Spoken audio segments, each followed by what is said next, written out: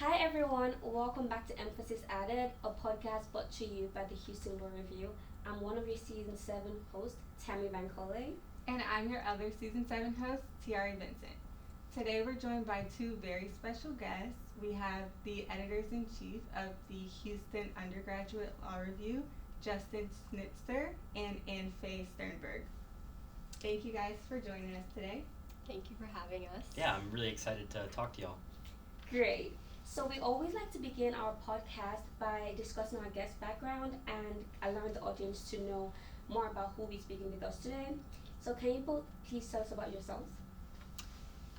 Okay, I am a senior this year in the Honors College at the University of Houston. I'm a political science major and double minor in phronesis and leadership studies, and I was a web editor for the Undergraduate Law Review last year. Yes. My name's Justin. I'm also a senior at University of Houston, also studying political science. I'm in the process of applying to law school right now. Fun fact, I've been in scouting for like 15 years. I'm an Eagle Scout, and last year I was a print writer for the Law Review as well as the communications director, and then this year we are the co-editors-in-chief. Very cool. That's lovely. It's nice that so you guys have both had like experience in the law review before you guys became EIC. Yes. Yeah. So you guys are both political science majors, but we just want to know, what's your favorite undergrad subject or anything that you found inspiring, maybe outside of political science? I guess, yeah, I'll go first. I would say like the biggest subject that I've enjoyed is history, and I have like ultimately done a lot of history research, and like in addition to my major, so that's been like a huge part of my undergraduate experience, and it definitely got me interested in research and writing, and that's kind of, I think, played a huge role in my like writing for the Undergraduate Law Review and working here. So I have recently been taking this semester a class on the death penalty by Professor Allison Leland, who's one of our sponsors. And it's been really interesting to get into like the nitty gritty of, like the legal process behind it, the politics, the ethics. And we actually had the chance to go to a luncheon hosted by the Texas Defender Service, hear about the work they do and like death penalty advocates. And it's also gotten me volunteering with the Rikers Debate Project, where we go to Harris County Jail and teach incarcerated people how to debate. And it's been really interesting getting into like the criminal justice and like legal aspects of the whole issue. Wow, those are very lovely, like, and inspiring subjects. The death penalty, like, that's a hot topic. So it's nice that you like found that inspiring when you did that. Mm-hmm. That's a great experience to have as an undergraduate student. I think you guys are on the right track. Yeah, there are a lot of opportunities at UH that I think a lot of people don't take advantage of. yeah. And it's really exciting to get involved. Yeah, that's lovely. So other than your undergraduate studies, what do you like to do to relax and recharge and just feel like yourself? I'm a big like movie, TV show lover, so I take it seriously to the degree that I can. And what else do I do? I do like to read. I don't know if that I think that's relaxing. And sometimes, occasionally, I will enjoy pickleball. Pickleball, that's fun. Yeah. I can't say I'm great at it, but I enjoy it. So I think it's a good sport to like just casually play. yes, exactly. I don't feel like I have to really go out of my way to be great. It's just like fun to play with anyone. So Yeah. I have never really been too big into movies until like this year, because I've seen like 2 movies ever in my life. But my boyfriend's a big cinephile, and so he's been making me watch a bunch of the classics. But most of what I do, I mean, I really like reading and playing video games, 2 things I've done since like elementary school.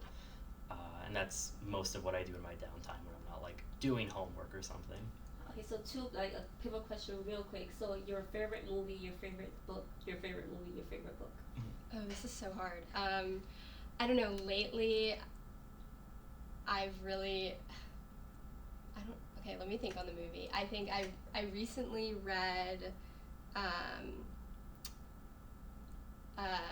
Just Kids by Patti Smith, which I thought was really great. It's probably up there as one of my favorites, and I also like A Tree Grows in Brooklyn, which like is just great. And then my favorite movie, I don't know. I can go. Yeah, you go. So I've actually been ranking the movies as I've been watching them.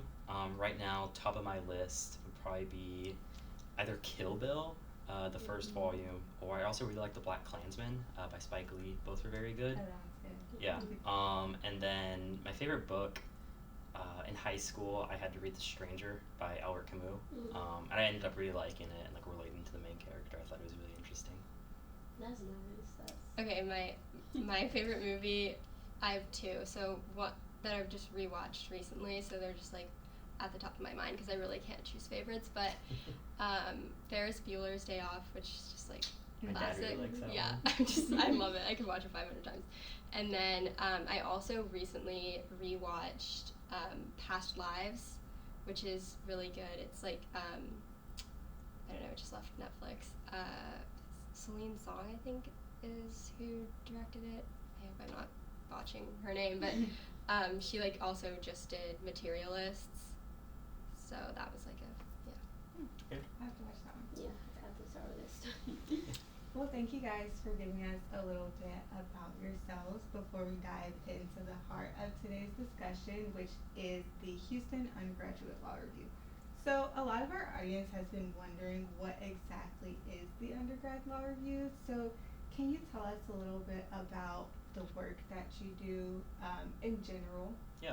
So I was involved a lot last year when we were founding the Houston Undergraduate Law Review. So I can kind of comment on like what its purpose is.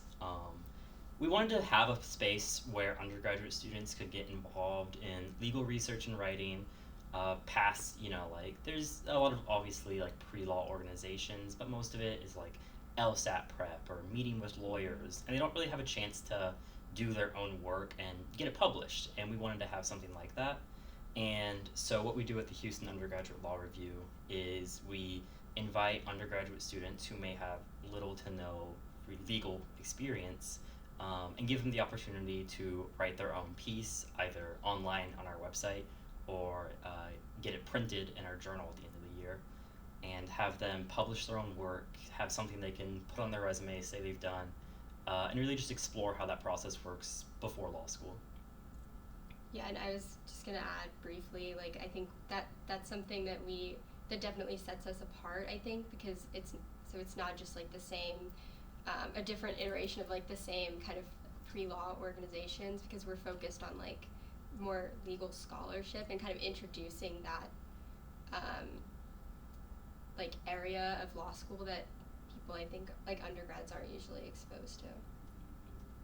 That makes a lot of sense. I could see how that will help like undergraduate students, because people wonder, oh, what can I put on my resume, or I like to write, like where's that space where I could write, where I could learn to write, and where my work can be published.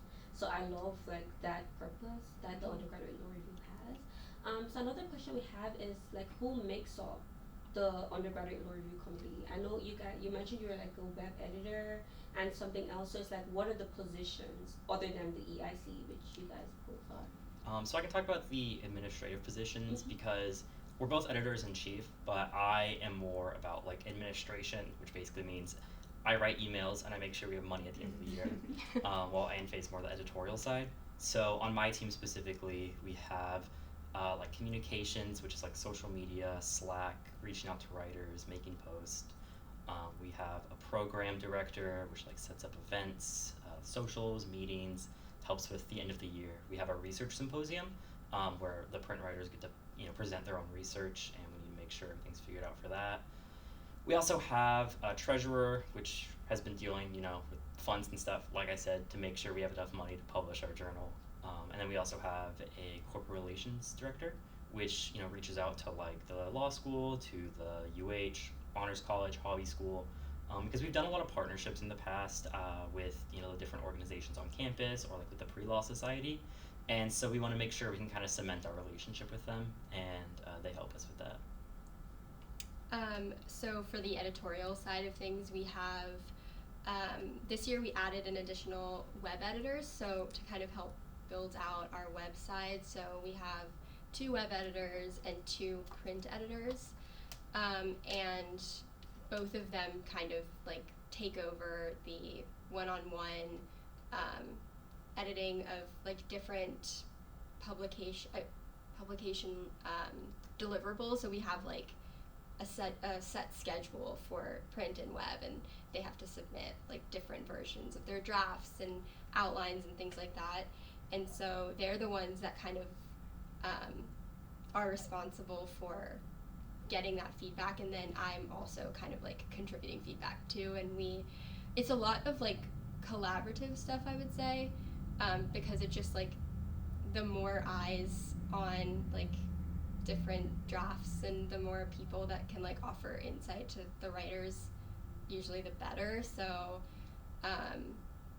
it's less, I would say, like defined roles, but yeah, we separate like once we get further into the year, we're gonna kind of like have print editors assigned to different writers, so that it's sort of they're getting individualized attention, but then eventually they'll switch and they'll get kind of the other person's perspective on their papers. So yeah.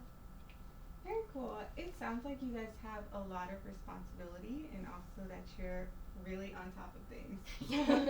Great job, you guys. Thank you. Thank you.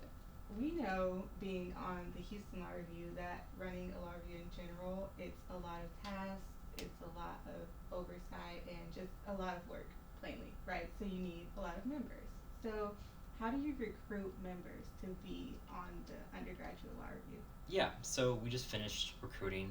Basically, at the beginning of each year, we have, I guess you'd call it membership drive, recruiting, whatever, where we put up flyers around campus, we make social media posts, and members, or prospective members, fill out a Google form based on not necessarily the previous legal experience. They don't have to submit any writing or anything, because like I said, we want to make sure that people who haven't had a chance to, really get into it have that opportunity here. So it's more like, why are you interested in joining? Like if you joined, what would you want to write about? And we like to look for writers who have like a genuine interest in a topic, and who we think maybe, especially like if they have like grammar mistakes or something, we want to make sure there are people who are engaged with the organization, especially if they want to be a print writer, because it's a year-long process. It takes a lot of time and effort. And for instance, this year, I think we had 64 applicants, and we could only accept like 25-ish, a little less than that. So a lot of what we look for in those applicants is just that genuine interest and the idea that like we kind of understand their character, and that it's a character that'll mesh well with the law review. And I think like a thoughtfulness about like what they would be getting into. Like you can kind of, in a lot of our applications, like we had a lot of great ones, and you can kind of tell when the students have like some sort of an idea of like what this entails, so they have just different like ideas about what topics they'd want to write about, and that also kind of helps us to know that they're like familiar with, even if they don't have like previous legal experience, they're like familiar with what this what they can get out of this, I guess. That's cool. So do you guys like in the application process, like do grades matter? Do you see like their writing samples? No. Or is it really just genuine No, interest? we don't ask for any of that. I think one of the only question that's like related to that is we ask like what their major is and if they're in the honors college, but we don't really look at that in applications. That's just so we kind of get an idea of who we're reaching out to. So like if it's all honors students, which it honestly I just thought it would be, it isn't. We can make sure we're reaching out to the broader student body. Yeah, I think I like that. Like I like that it's accessible to like everyone, so that's a cool thing. We do know that law review, like when you publish your work, like the quality has to be good. So what criteria do you guys use as a guidance to pick articles that will later be published? Well, so this is my first year as the editor-in-chief for the editorial, so we haven't quite like gotten to the publication stage, but based on last year's and also just like kind of what we're trying to implement again this year, I would say like we're just trying to ensure there's a level of like a high quality writing that's still obviously like reasonably within like an undergraduate organization, but I would say we've tried to really implement like high standards early on. So when we're getting like outlines, for example, and I keep referring to print writers because we've just had a deadline, but like ensuring that it's clear that we want high quality work from the beginning, so it doesn't become like a situation where students are kind of blindsided by the fact that like when they're submitting a full draft, we would expect that it be like reflective of their abilities. So yeah, I think just kind of, and also we have sort of like a curriculum that we in our we do a boot camp early in the semester where we kind of familiarize them with our citation expectations, and so it's sort of accessible to them too. I think we also, the other thing that we've kind of found helpful was this time we've been able to send our print writers, for example, examples from last year's different outlines and stuff, so the writers this year can kind of refer back to that and they get an idea of what's expected of them. Something else that is, especially in web writers, because they are usually more like recent events and maybe smaller, that I know we've been really harping on with them is keeping it more legal and less political.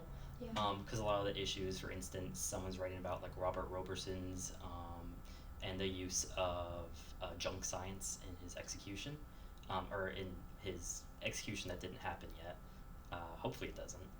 But it's really important that we stay more in the legal aspects of it and less about like the activist aspects, even though obviously that's important. That's just not what we try to emphasize. Yeah, thank you guys for all that. We want to ask about your personal journeys to becoming the co-editors-in-chief. So, Justin, you mentioned that you were involved in the founding of the Undergrad Law Review. So, can you tell us a bit about how it was founded? Whose idea was it? Who did you guys reach out to? And are you involved with your professors at the undergrad level? Yeah, so it was founded last year, but the idea came the year before that, as they were trying to get ready to found it. It was the original editors-in-chief were Winnie Pham and Ashal Warsi. Ashal is currently working as a web editor with us, and Winnie, I think, has gone over to the finance world. But they were really interested in creating, kind of like I said, the space for undergraduates to get that experience. And they reached out to me, funny story, because Ashal was in a class with me, and she thought I sounded smart, and she looked me up on LinkedIn and asked me to join, because they just needed people to fill it in, people that would do the work. And so they were looking for people to help out, and thankfully I was one of them, because it's been a really great opportunity. We have two faculty sponsors, Professor Leland and Dr. Cooper, but they are pretty hands-off. It's mostly a student-run organization, and we can go to them obviously if we ever need anything, but most of the work is just done by the students. That's so cool. So can you particularly describe your academic journey and how it led both of you to become the editor-in-chief of the Undergraduate Law Review?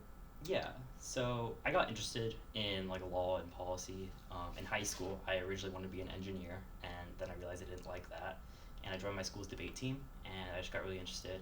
And then in college, obviously with all the honors classes and stuff, I realized I really liked writing, and I really liked doing that kind of research aspect. And that's what led me to taking, for instance, the class I was in was Black Political Thought. I was really interested in doing the research behind it and writing about the history and the current politics. And I suppose that's why Ashal reached out to me, and I was, even though I didn't really have to write a piece last year because I was just already on the board, I thought it would be a really unique opportunity to do so.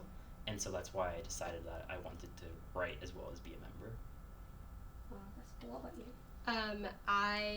I've always been sort of interested in the law in general, and it kind of translated in obviously my major, but also just the topics that I was interested in writing about. And I've enjoyed writing throughout my undergraduate journey, and then I took a history class that like was really pivotal for me, and so I have spent like the past 3 years doing a lot of history research and writing, and I just like wanted to kind of translate some of that knowledge that I've gained through all of those experiences back into something like legal related. So yeah, I feel like it definitely, all of my previous research experience kind of translates in how I've kind of offered perspectives to some of the print writers and the just website too. I think like I really like how we both print and web are they're completely separate, but they kind of fulfill different roles in terms of like what we want the undergraduate law review to be like discussing, and so it's kind of cool that we have both options. And I feel like the history side of me really loves that like these web articles are super urgent and kind of like these short form exciting articles, and then we have the print side that focuses on like a lot of like the legal history, so we get like both sides. And yeah, it's interesting that you guys kind of had different reasons and different paths, but still ended up, you know, at the same place as co-editors-in-chief. That's really cool. I wanted to ask, your Black Political Thought class, is that still taught by Dr. Laveau? Yeah, it is. Oh, I took it when I was in undergrad. So I did. It was amazing. Yes, I did UH undergrad too, political science major, honors college, all that. So I wow. was where you guys are Yeah. now, but you're doing a lot more than I did. Let me say that. So you guys have a lot of responsibility, how we've been talking about. So how did you prepare yourself for leadership on the journal? I would definitely also have to credit Ishul. She really kind of helped prepare me for this role, and also sort of scouted me from like web, just like working as a web writer, and then just like coming into this role. So I've definitely gotten a lot of guidance from her, and I think also just like I wanted to use it as an opportunity to kind of get experience outside of what I've been doing, and like I've been doing so much history research and writing, and like I also really enjoyed working as a web writer. So then it kind of sort of felt like a culmination of those things, and then also getting to kind of have opportunities to like share some of the things that I've learned, and also like learn from the process. Yeah. I think I'm pretty similar within that I talked a lot with Winnie, the other editor-in-chief last year. I still kind of keep in touch with her, you know, like how did you handle this? How did you go about doing this? I had her, you know, make a list of all the things that she thought about that could be improved. And I also spent a lot of the summer just thinking about what I wanted HULR to look like in this upcoming year, and how I wanted to keep the momentum we had from last year and kind of push it forward. So even once, you know, me and Annefaye are out of school, we can have other students fill in our spots and kind of leave that legacy for them to keep going with. And actually, to add on to that, I think like that was one thing I was considering, was like we're such a new organization that I feel like it's really important to like spend the early years really kind of building our reputation and making sure that we have like consistent high quality articles. And so I feel like that's definitely the priority for me, or for both of us, like just keeping that consistent high quality and building on it, of course, but also like making sure that we define ourselves as an organization by that quality. That's an amazing answer. Like, I love the thoughtfulness of like the like response you guys gave. That's amazing. So like we know like law review is a lot, and also undergraduate students. So what does a day-to-day look like? I'm sure people are curious on how you guys do undergraduate school and like being editors-in-chief of the undergraduate law review. So what does the day-to-day look like for you guys? Most of my work as editor-in-chief is just like making sure things are getting done. So I work with the treasurer to make sure our bank accounts, functioning, make sure we have access, make sure everything's, getting paid. For instance, like the website, we have to make sure that gets paid, or else we don't have a website. I have to work with, like communications, make sure like what kind of image do we want to present. I reach out to professors, I reach out to community organizations, and so it really just depends on like what needs to get done that day. Like for instance, tomorrow I'm meeting with some students from some college that I'm not familiar with because they want to find their own undergraduate law review. And I've also met with like the director of the Harris County Law Library, and I've met with other professors at the law center here. And so a lot of it is reaching out to the community and sending Slack messages, sending emails, make sure those things are getting done on time. My role my day-to-day would definitely be related to kind of making sure that questions are answered from print writers and web writers, and like also making sure that the editors are kind of getting my attention. I hate to say that, like getting sort of dividing the attention properly. And so like sometimes I'm really hyper focused on the print editors because we have a deadline, and it's a ton of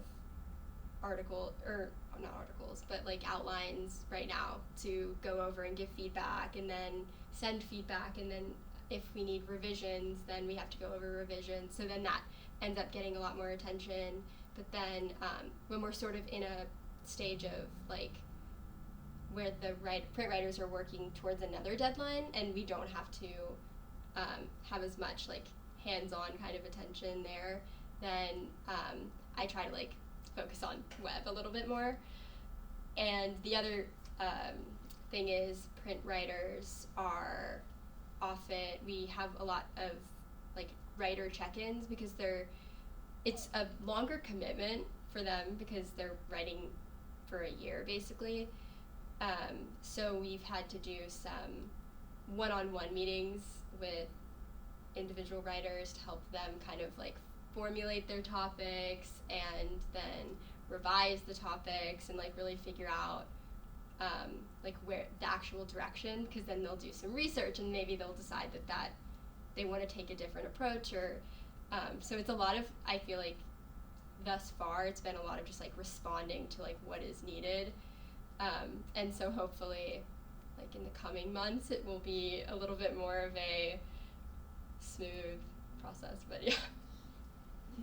You guys are very humble about your role and your responsibilities, but we know that, beyond your day-to-day activities, law review in general plays a huge role in the legal community, and it's really nice to hear that you guys are inspiring other colleges to start their own undergrad law reviews. So I guess, what's your vision for the Houston Undergraduate Law Review in the upcoming calendar year?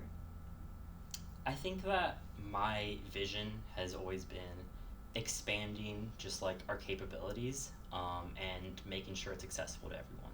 So obviously like last year I think we had 7 print writers published and maybe like 5 or 6 web writers, and this year I want to get that number to around like 15 to 20, maybe like somewhere around that for the whole writers published. And obviously with that we've added another web editor. We want to make sure that those are getting done. And then obviously, like I said, accessible for all. We don't really have any like requirements like GPA or like being pre-law. And one thing I've really wanted to work on is getting like more reliable funding, so that, because right now we have like a $20 fee to be in there. I want to get rid of that as soon as we can. And so I think just like cementing HULR as a kind of staple in UH. I don't know how to pronounce it either. Okay, no, that's cute. HULR, like HULR. HUL. Oh, I'm so slow. That's so cute. I like that. Yeah, we don't have one of those. Maybe we'll see. Ours is like HLR. So it's like you have Yeah, to like because we have the hold U in there. on. Yeah. Mhm. Oh, Very okay, oh, that's cute. helpful. That's cute. But yeah, I want to kind of cement it and make it something that can be taken into, you know, like the future years. And as for like its place in like, you talk about like legal academics, I don't expect any like undergraduate articles to be used in like a court of law, but what I do expect is that our writers have the tools to go and develop themselves in whatever career they want. Could be law school, writing for the law review there, or you know, masters, could just be going straight to work. Whatever it is they do, I want them to be able to use this experience as kind of like a stepping stone.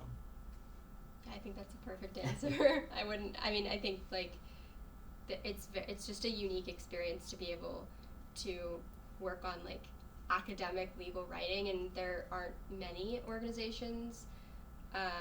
It's not like a you know, universal thing. So I think like giving students this experience and then having them take that if they decide to go to law school or something else, like they have the background and they can use it wherever. Those are great visions. Like that makes a lot of sense. That's very like inspiring, and that's lovely. So still in line with like the visions and goals you guys have, are there any specific goals each of you have for your role as EICs of the undergraduate review? I think my goal is to again sort of maintain and build on like the high quality standard. We obviously published last year our journal, and I want to keep building on that. So I want to make sure that when we're representing ourselves to like the university, people are kind of like paying attention to the fact that we've really kind of set ourselves apart, I guess. And I think there's definitely a lot, like, I wouldn't say pressure, but there's a lot of, it was a great journal last year, and I think like we should keep building on that momentum. And I also I think building out our website is also going to be really helpful, because it's a great way to kind of give people an introduction into legal writing and like scholarly legal writing, so without like the commitment of a year-long paper. So I think it's just as important that we pay attention to that too. Yeah. And I think maybe last year it was a little bit more neglected, so that's like one of the reasons we added a web editor, and I just think it's also a great way to have like engaging content too that so other students want to join, and yeah. I think one thing that was not really an issue but could have been better last year that I really have tried to improve this year is communication. I think not only just like making sure all the writers are aware of deadlines, meetings, expectations, which obviously has been a big focus, but I also wanted to work on how we can like reach out to the different like officers in the organization, the different board members, to make sure no one feels like, oh, we're doing this because Justin said so, or we're doing this because it's the way. I like to make sure that I get everyone's opinion before, you know, we do anything, because you know, I want everyone to feel like they're a meaningful member of the organization, and they have that say in kind of what goes on, how we do things, and they can kind of make the organization their own. I would also just add to that I think the communication thing is really important, because when I personally think like when the ball is dropped and we like aren't keeping in like constant engagement going, it becomes a lot easier for the students to sort of like withdraw from like what their goals are in the organization, and so yeah, I think the communication thing is really helpful, and it also kind of like creates more of this like collaborative environment, which I think is helpful when, you know, especially like you're writing over the course of a year, like you want to be able to engage with each other's articles and like learn from their experiences, and yeah. Very cool. You guys have a really great vision for this organization, and I think our audience will definitely appreciate your dedication and intention to really making it run and making it good and making sure the students get something out of it as well and something meaningful. So, our question is, how do you see the role of the Undergraduate Law Review contributing to legal scholarship and student development? That's a good question. I mean, I can say a few things. So, like I said, I think that students a lot of time don't have like that opportunity to engage in legal writing and research, and we really want HULR to kind of be a place where they can get that intro, and they can get started on it, and so afterwards they can go and engage in the many opportunities that University of Houston has, or just like law school or whatever it is they do. I think it's really important to just like be aware as well of like how the legal system works and how these kind of different cases are decided. I think it's really helpful to have this kind of place where students can kind of get firsthand experience in that and learn more about just the ways that the justice system, judiciary works, and kind of do their own research about it. Yeah, I think there aren't many opportunities to do this, so like it kind of combines some of the really cool experiences that you can get from doing the other kinds of undergraduate research, and then you're getting to engage with like the law, and it's something that I think a lot of people don't get until law school, and the fact that you're thinking about how to make a legal argument and what other like legal scholars are talking about, I think is really helpful, and it gives you a perspective that I think a lot of other undergraduate students aren't getting. Yeah, I can definitely see the student development role that the undergrad law review will have on the students who decide to join. So that's amazing. You guys are doing a great job so Thank far. you. So law review involves a lot of workflow, a lot of collaboration. You've mentioned about one of your goals being communication. So in line with that, how do you guys organize and manage deadlines between the editors, the writers, and like authors, or like even like professors who like assist you guys? How do you guys coordinate all of that? Yeah, this summer, I talked about getting ready for this position. I basically just laid out the entire year. I thought about, all right, here are all the dates, here are the things we need to do, when they should be done, and because I wanted to get started on that early so that me and the rest of the board and the writers kind of understood what the year would look like. There's not any shockers, any surprise deadlines, and so we've kind of trying to get ahead of that early and make sure that's all communicated to everyone. And for example, like when we have meetings, when we have board meetings, or general body meetings, or for instance, like when we have deadlines for editors, we always make sure to communicate those really early. Usually through like our other editors, like for instance, our communications director, I'll say, hey, we have this event coming up. Can you make an announcement about it? Like tell them what it's going to be about. She gets it done. We make sure everyone knows, and that everyone can ask questions if they're confused about anything. In terms of, I guess, managing deadlines for writers, we try to kind of consistently remind students, and the other thing back to communication is like we also understand that because we also are students that like schoolwork and homework and exams and midterms get in the way, and so like the priority is just making sure that there's communication and we're not just like avoiding deadlines or not communicating if you can't make a deadline. So I think just like making sure we're ahead of it so nobody's like blindsided by a deadline, but also making sure that we've communicated enough that the individual writers are like staying in touch, which I think is important. That sounds like a solid plan. Yeah. For Right. managing that. It sounds like it's working. Yeah. So our next question is kind of about the strategies that you guys use. So what strategies do you use to ensure consistency across teams and maybe in like the transition when you bring in the next team? How would you impart your knowledge to make sure that they uphold your standards?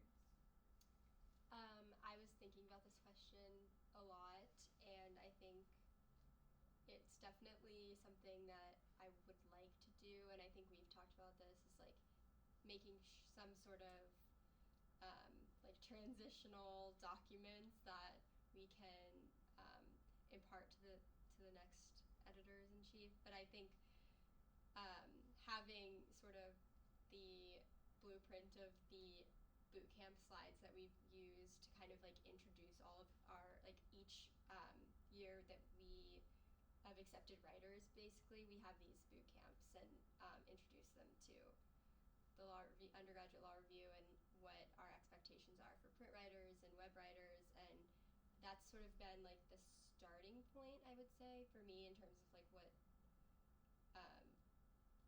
expectations we have editing wise. I also think our previous journal and web articles have been helpful, just like to get an idea of the standard that was set last year. I also think, I guess, I don't know, I've really liked the that we've been like sending examples from last year when we have a different deadline, because then students can like refer back to that. And Yeah, I kind of mentioned like making it so that future years of the law review have something to build off of, and so it's kind of something me and Annefaye have been discussing is revising our constitution, rethinking like how the law review is structured, and kind of setting up some sort of guideline to how does editing work, what are we looking for, how should you give feedback. And for this year, a lot of it has just been at the beginning, before this year started, talking to the past editors, seeing how they did it, and now we're kind of just mimicking what we did last year and like best practices that we can think of. But I think definitely that's something that as we kind of age as an organization, we want to make sure is more concrete so that the quality of each article throughout the years kind of stays at that same level. yeah. That's great. You guys are doing an amazing job so far. You guys are building a successful student org, which is great. We know that behind every successful organization are some challenges that you have to overcome. So can you let us know of like a challenging time or challenging project that you guys have had to lead your team through to overcome? Well, I feel like it's early, so I don't have like a huge challenge, but I will say sort of in navigating our early deadlines for print articles, there's this transition period that I've noticed, and I'm sure you have experience with this, where you're like, you have your topic and you have a general idea of like what you want to discuss, but then like you're doing research and you're realizing like this topic is or isn't like conducive to the article that you need to write, or like the if they're choosing a particular case that maybe just doesn't work. So I think like having to give writers, like working with our two lead editors and having for print and having to like give them feedback that feels constructive, but also like knowing when we need to say like, okay, you need this topic needs to, like, you need to pivot. I would say that's been kind of, I wouldn't say like a struggle, but it's been challenging because it's obviously people get really like invested in their topics, and we also have to keep in mind like what is the most suitable for like the journal.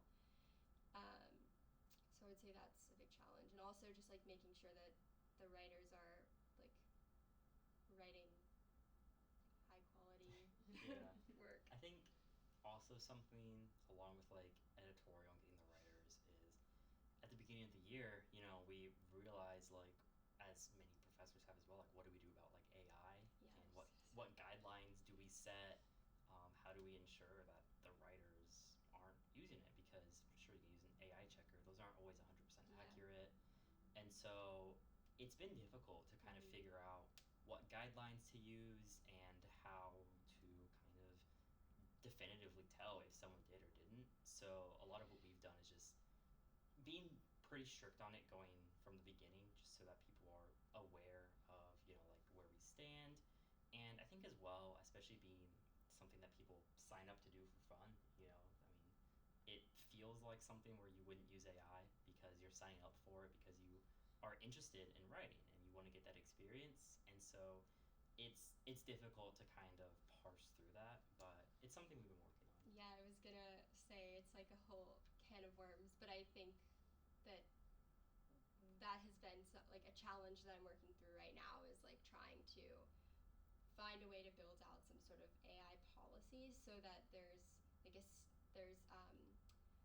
some sort of a standard for us to refer back to, because like institutionally there's not a uniform like policy really that we can work from, and so it's difficult to manage like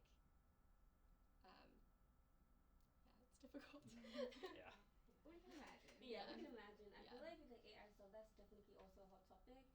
Maybe with what you said about whether it was standard, I don't know if you guys have a handbook or whatever where you could put it in all bold, no use of AI. That was a or slide something. during our Yeah. boot camp. You know, Yeah.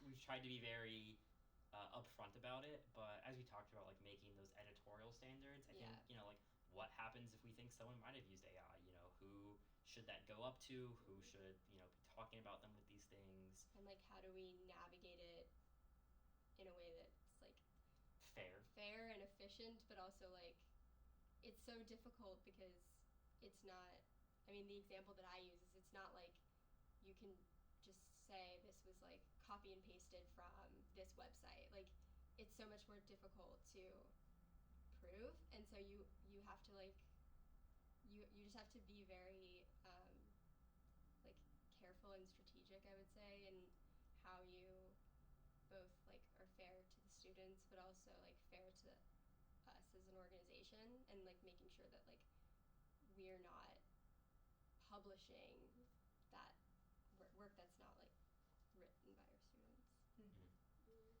Yeah, I think it's a common concern, not just you guys, but with, you know, law school, law reviews as well, professors, everything. You know, everyone's talking about how can we stop AI. So And even students as well, because I think I saw on TikTok a girl crying that I spent like weeks on the project just for my professor to tell me it's AI, and it's like, how would she prove it's not AI? Because the professor used like a AI checker that's also not really reliable. Yeah, I've had to stop using M to dashes because that's what AI uses, you know, and stuff like that. It's difficult. Then it's so difficult, and it's also like it's difficult to find ways to address it. And I think one thing that we've sort of considered is like if it gets to a point where we're like constantly suspecting something, like being able to like submit documents that show track changes and stuff, but it's just like it's definitely this added layer of work that, you know, is a little bit different from like what it would have been a decade ago, I guess. Well, you guys are very wise, so I'm sure a solution will come. Yeah. Definitely. As we near the end of our podcast, we'd love to hear some personal takeaways from you guys. So, which law review article, case, issue, anything like that has inspired you the most, and why? There was, well, so in our law review, I really liked this one web article last year about a antitrust case with the Oklahoma Raiders because they picked up their stadium and moved it to Las Vegas after the city had put a lot of money into them. And one of our writers last year, Manas Montora, wrote about it and about the impacts of, you know, like antitrust litigation, how that might apply, how that might allow someone like the NFL, especially with like how different games are given to different providers and what impact that might have on the market. I thought that was really interesting as someone really into antitrust litigation. It makes me think of Lena Khan her articles at Yale with like antitrust that have been really influential in the kind of legal sphere. And I think writing like that kind of has like that direct implication is just really inspiring to me because it shows how, you know, like looking through it a legal lens, you can kind of make these arguments for the betterment of a market, of a city, society. It's just really useful. Yeah, that was a great answer. I really liked Justin's article. Last year he published the, it won, right? Yeah, so it's called Bingo Under Blindfold, Yes. The Clean Air Act in a Post-Chevron World. Which I thought, it was just like a great legal analysis, and I would say, like, as someone who is less, like, I'm often interested in, like, some of the web articles that I've enjoyed are a little bit more of, like, 14th Amendment related kind of, and I thought it was, like, really just a great explanation of the, like, implications of kind of the overturning the Chevron case, and also just like what it means when you're not you don't have the deference to, you know, regulatory agencies. Yes. Wow. I was about to say, what do you know about Chevron? Okay. Yeah, great. I wrote a piece about it last year. That was my article. That's really impressive. I mean, it's been overturned now, but still, like. Yeah, so it was about the local right decision and what impact it would have on the EPA's statutory authority. Wow. And you say you want to come to law school, right? Yeah, I'm applying right now. Oh, okay, what about you? Oh, this is a hot topic. I'm sort of like in between law school and like a PhD in history, or like both, but you know, it's complicated. So I'm sort of in the midst of applying for both. Wow, you guys are very impressive. Like, I couldn't be more proud, like, that you guys are reading the undergraduate law review. Thanks. You know that being editors-in-chief of the law review can be very, like, a lot demanding. So how do you guys handle pressure and stress whenever you have, like, a big deadline or you have a big project? What do you do to alleviate the stress or pressure? So what I like to do whenever I have a lot of stuff piling up for, you know, the law review and for my classes and for, you know, my applications is I just make a to-do list of like, here's what I'm gonna get done today. Here's what I need to get done this weekend. And it kind of makes it more manageable as I break it down into like the smaller subjects. And it lets me kind of get through everything a lot easier because instead of having like decision paralysis of what do I do next, how do I do this, I get to do one thing at a time, check it off the list, and move on to the next one, which is really helpful for me. I'm also in the process of writing my senior honors thesis, so I've been like trying to learn how to really, really like juggle things and manage my time, and so I've gotten like back into writing, like really calendaring everything and trying to like plan out my week